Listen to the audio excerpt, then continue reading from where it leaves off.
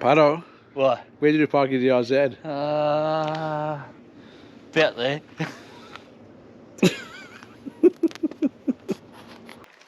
Oh, welcome to day 4 of the trip, folks. Innamincka to Birdsville, 420 k's of dirt today. So it's going to be like 8 hours seat time, I reckon. A couple of hours of resting and stuff like that. So nice big breakfast to start with in Innamincka now. Temperature's pretty good. It's going to get hot during the day, I think. But time to get riding, to get away from these flies. Check this out. Yeah, I'm stinky. You know what they say? Like flies round shit. Let's go. First things first.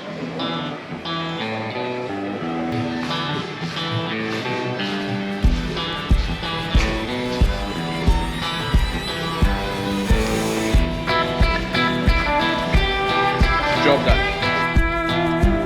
Well, here we go. We have finally made it to the real start of our adventure. It's where the bitumen ends and the dirt and the unknown begins.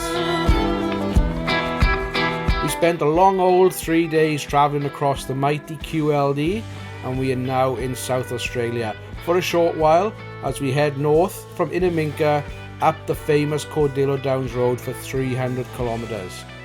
There we take our only turn of the day, which is a left onto the Birdsville Development Road into the township of Birdsville, the gateway to the Simpson Desert. We have had these bikes for next to no time at all, and we have definitely not tested them out properly, fully loaded. We just ran out of time. Well, there's going to be plenty of time to test them now, that's for sure.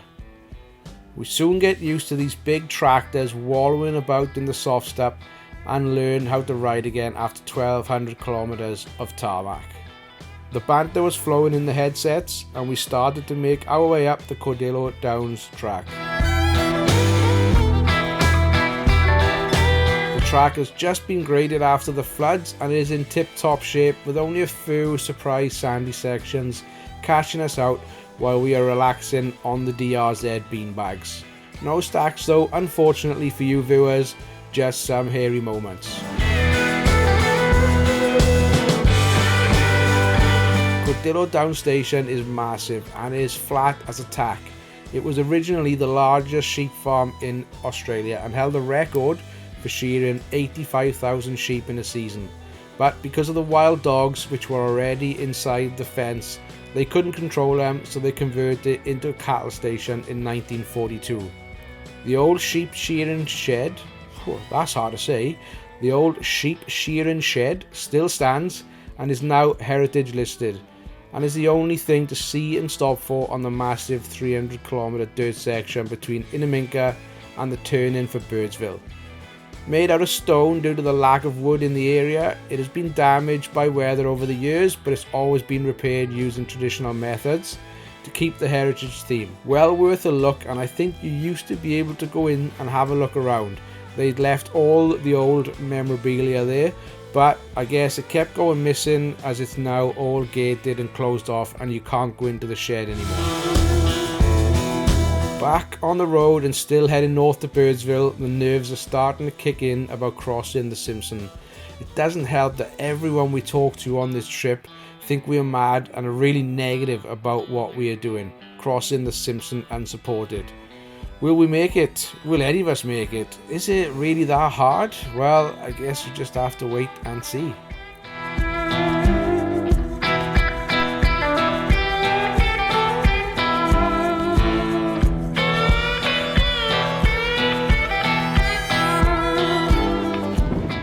The only bit of shade I can find in about 500 k's.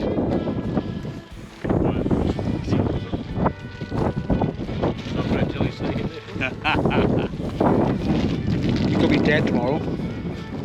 Probably will be, but so happy with it.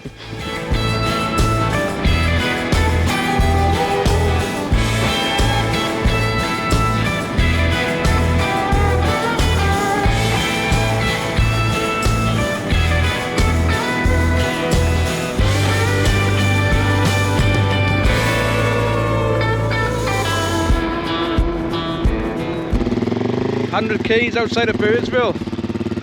Just got 100 k's of this to do, and then we're there. It'll be 8 o'clock. It's been a long old slog today, but it's been good, huh? Very nice. Very nice. Paro gives you the seal of approval because he knows the pub's only 100 k's away. Gonna enjoy them beers today, ain't we? Oh, definitely. Burned them. Yeah. That's been good. Bike's running good. Touch wood. A couple of photos now and we'll be off again. Quick stop. Running low on juice now on the final stretch. Having to stop a few times and tip the bike over to use every drop inside the tank. We rolled into Birdsville, straight into the servo to fill up for the next day. Here's a little tip for you new adventurers out there: always fill up at the end of the day, because these outback towns and stations sometimes like a sleep in and will leave you waiting for petrol if you wait until the morning. So let's talk about the fuel. For the crossing, which is 550 kilometers with the Air Creek bypass, we are taking 40 litres of juice each for the DRZ 400s. I have 20 plus litres in the quoted 17 litre Safari tank up front, and I have another 20 litres in 2 liquid containment fuel bladders, which I store in custom made NAS bags for ease of tying down. They have good eyelets on them, it just makes it a bit easier. Paro and Grant have the 30 litre Safari tank, so they only have 10 litres on the back. It's going to be interesting to see if there's any difference in the feel and balance of the bikes when we get into the soft sand. Fueling done, it's now time for a feed and some relaxing beers before we repack these bikes with the full fuel and water load that we will need for a planned 3-day crossing of the Simpson. So tune in for the next episode where we will take on the biggest challenge so far. I'll leave you with me and Paro organising and fixing stuff late into the night while Grant relaxes stress free and gets his beauty sleep. What the? Alright, here we go, people. Let me set this camera up. See if I can set this camera up. There we go. Alright, the night before we cross the Simpson Desert, probably the harshest thing in Australia to do. And here we are, fixing up shit. So tomorrow we got to get permits, which we sort of forgot. I forgot. Yeah, I forgot too. Paro forgot. I always ride for free. Grant forgot. I suppose I should have remembered them as the tour guide. And then breakfast, and then we hit the desert. We'll see how far we're going to get. We're going to camp. Got some zip ties for the backpackers we're going to pick up on the way.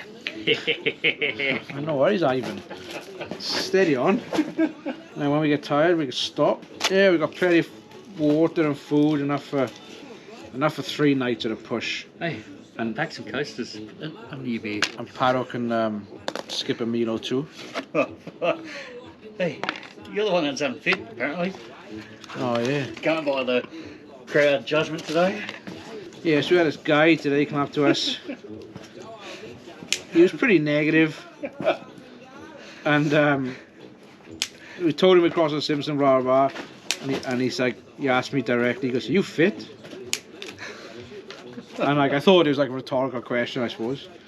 Expected him to say, "Oh, you know, because, you know, it's going to be hard, blah, blah, blah." But he's like, no, he demanded an answer from me. He's like, no, are you fit? And I'm like, jeez, I don't know. What did I say? So I write dirt bike again. Yeah. I write enduro and that. He said, oh, because, and his words were, whatever's the hardest thing you've done, double it. That's what he said to me. So I don't even know what's the hardest thing I've ever done, but anyway. I've got no chance then. Yeah, we could have done with a couple more positive comments, but anyway. I thought they were positive, I loved it. Alright, I think that's enough dribble for now. We'll catch you in the morning for breakfast at the Birdsville Bakery.